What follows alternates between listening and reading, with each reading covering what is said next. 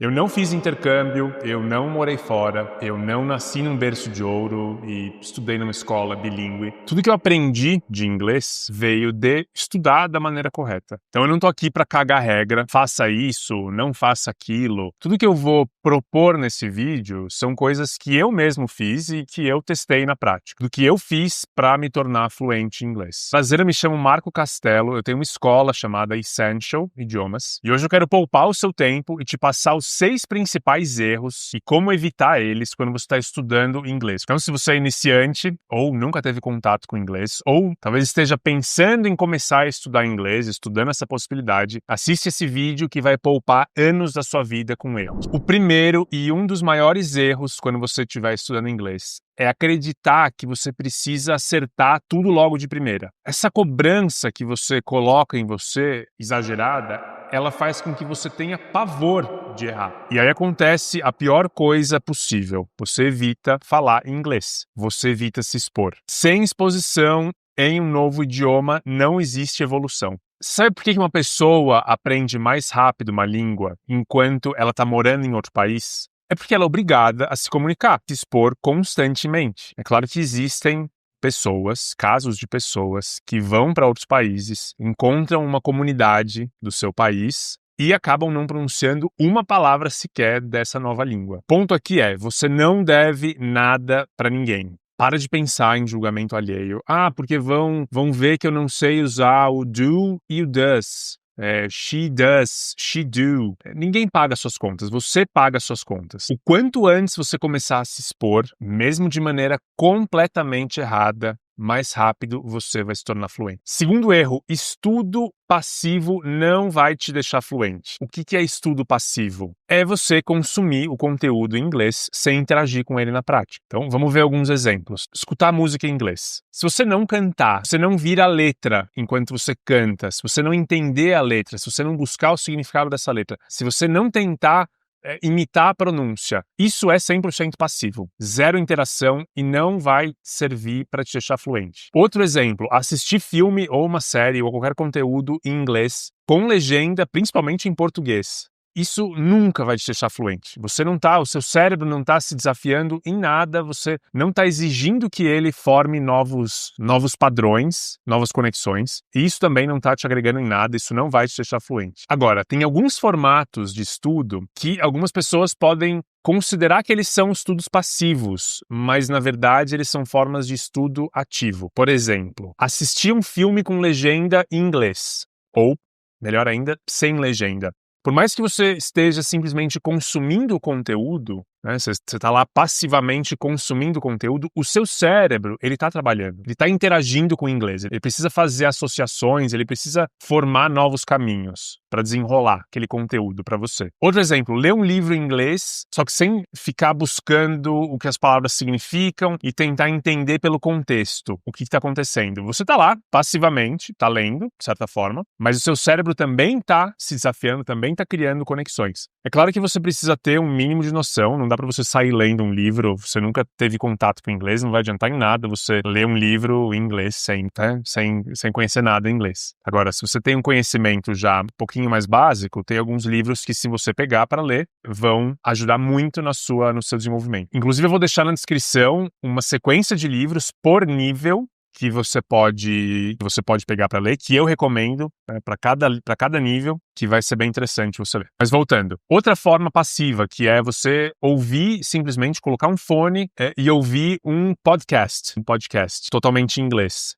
Isso supostamente é passivo, mas na prática não é nada passivo. O seu cérebro também está trabalhando. Beleza, agora que a gente viu o que é estudar passivamente e o que não é tão passivo assim, vamos entender como que você estuda ativamente nesses mesmos formatos. Então, por exemplo, quando você for escutar uma música, procura a letra, pega as palavras, entende o significado das frases, canta junto enquanto você lê a letra, tenta imitar a pronúncia, anota alguma dessas palavras novas que você está conhecendo, que você não conhecia, tenta usar essas palavras em outras frases. Então, pode ser algo extremamente simples, então não precisa ser nada complexo. Por exemplo, você aprendeu que blue significa azul e triste também. Tenta usar blue numa palavra. The sky is blue. O céu é azul. Ah, então é simples o que eu tô te falando para fazer, não é nada complexo. Quando você for assistir um filme ou uma série, faça pausas. Pega uma cena, faça pausa, repita em voz alta algumas frases. Tente imitar a entonação, isso é muito importante. Tente imitar a entonação, o ritmo e o sotaque. Essa técnica, ela chama shadowing. Shadowing significa fazer sombra, vamos dizer. Então, tente imitar a entonação e a pronúncia que o personagem está usando na série ou no filme. Isso é muito legal. De novo, tenta pegar palavras novas e tenta formar palavras novas. Isso é um estudo ativo. Terceira forma de estudo ativo, que é quando você for fazer exercícios, né, seja num livro ou em algum aplicativo, não adianta só você responder de maneira automática lá, tal, e simplesmente ir passando. Aqui é muito importante que você leia em voz alta. Sempre. Tenta gravar pequenos áudios. Pega alguma sentença que você tenha, que você esteja praticando lá nesse aplicativo, nesse livro. Pega o seu celular, se grava falando. Tenta colocar num outro contexto. Tenta colocar numa nova... Usar com outro vocabulário. Então, tudo isso que você está fazendo na prática? Você está fazendo o seu cérebro se desafiar. Você está fazendo o seu cérebro criar novas conexões para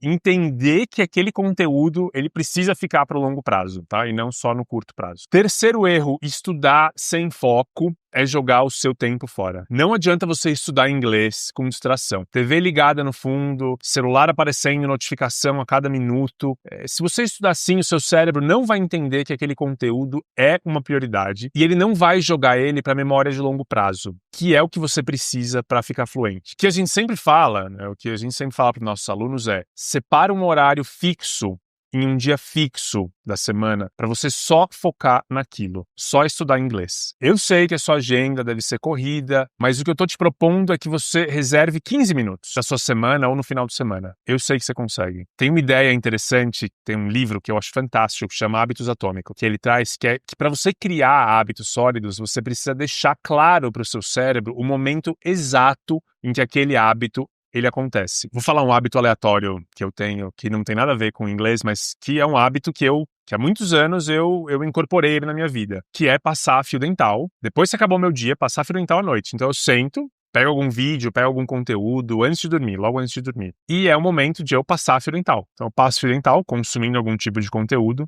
seja ele qual for, e depois eu escovo os dentes e já estou pronto para dormir. Enfim. Mas ele tem um momento específico no meu dia para fazer isso. E com o inglês é a mesma coisa. Então, separa 15 a 30 minutos do seu dia, se fecha completamente do mundo nesse período. Isso significa para você colocar o celular no modo avião, desligar as notificações, TV, fechar as abas extras do seu computador e esquecer o resto do mundo nesse curto período de tempo. Você vai ver que esses serão os 15 a 30 minutos mais produtivos da sua vida em relação ao estudo. Quarto erro é guardar só para você que você está estudando inglês. Acho que essa aqui é uma das melhores estratégias para você reforçar o seu aprendizado, que é compartilhar o seu processo de estudo com outras pessoas. Eu sei que ele parece bobo, só que funciona demais. Então, sabe aquele livro que você está usando para estudar inglês? Posta uma foto dele nas suas redes sociais. Tira um print que você está estudando inglês. Pega um livro em inglês que você tá lendo, tira uma foto dele e compartilha nas suas redes sociais. O objetivo aqui, só para você entender o quão poderoso é isso, o objetivo aqui é você criar uma identidade pessoal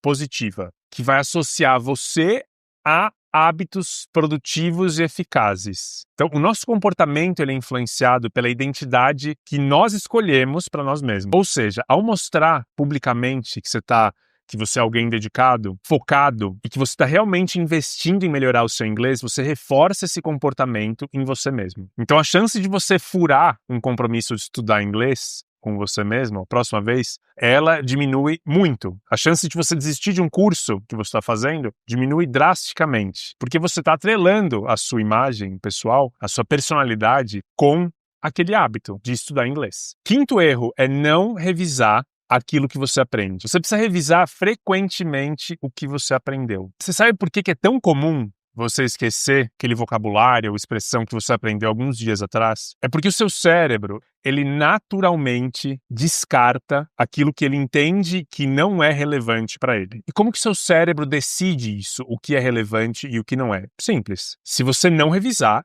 ele vai entender que aquele conteúdo não é importante e vai descartar ele. A sua memória, ela funciona em 2 ciclos: a memória de curto prazo e a memória de longo prazo. A memória de curto prazo é quando você aprende algo novo, aquilo fica fresco na sua cabeça por algumas horas ou no máximo um dia, mas em pouco tempo aquela informação ela some, ela desaparece. Já a memória de longo prazo é onde o cérebro armazena as informações por anos ou pela vida toda. Tá, e como que eu faço então para tirar da memória de curto prazo e colocar na memória de longo prazo? Tem 3 formas para você fazer isso é muito importante. A primeira é repetir com intenção, ou seja, fazendo revisão espaçada. Revisa o conteúdo que você aprendeu. O segundo ponto é associa com algo que você já conhece.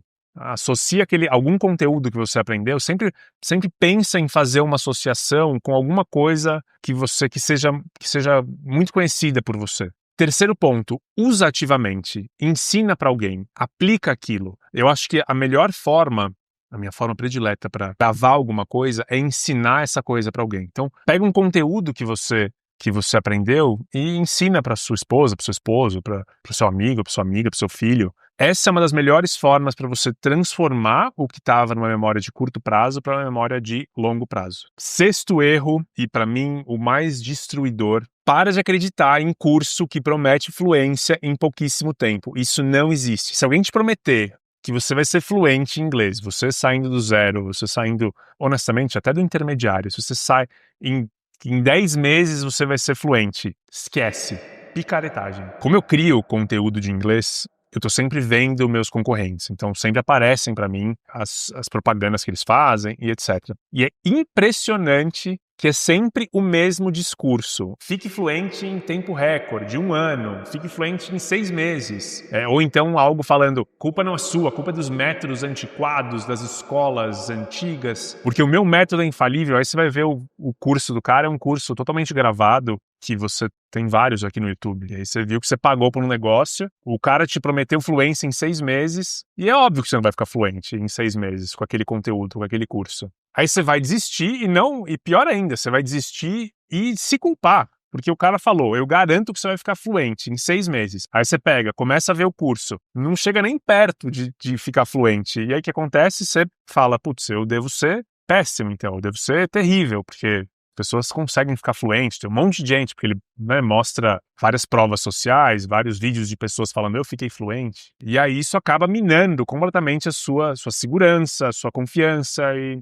é um desserviço. Resumindo, então para de confiar que esse é um processo rápido. Ficar fluente é um processo que demora, honestamente, anos. Anos, é um trabalho constante, uma dedicação constante. Então é isso, 6 erros do que fazer, do que não fazer. Espero que esse vídeo tenha gerado algum valor para você. Toda semana eu tô postando conteúdo aqui, então se você quiser me seguir, fique à vontade, será muito bem-vindo. Seu like me ajuda muito também. Se você também estiver buscando um curso de inglês ao vivo, particular, manda mensagem para minha equipe, acho que em algum lugar, ou aqui nos comentários, ou na minha bio deve ter algum link, então manda mensagem pra gente, a gente teste seu inglês, sem nenhum tipo de custo, a gente testa seu inglês, você participa de uma call com a minha equipe, e a gente te propõe aí um plano de ação, e se você não quiser estudar com a gente, tudo bem, o plano de ação fica para você, o nível fica, a sua análise fica com você, tá bom?